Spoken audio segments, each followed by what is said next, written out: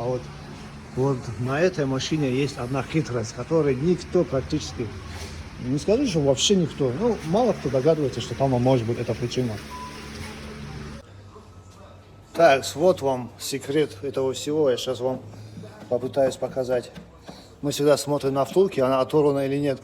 Нет, она не отрывается на них. У них появляется люфт вот здесь, вот, между скобами. А ну, Рамазан, сделай вверх-вниз. Пошатай, давай. Вот, пожалуйста. Видите, как она гуляет. Еще рейка. Вот состояние. Рейка не мазалась. Тяга уже все. Ее на замену. 25-го года. Да, 30 тысяч пробег, пожалуйста.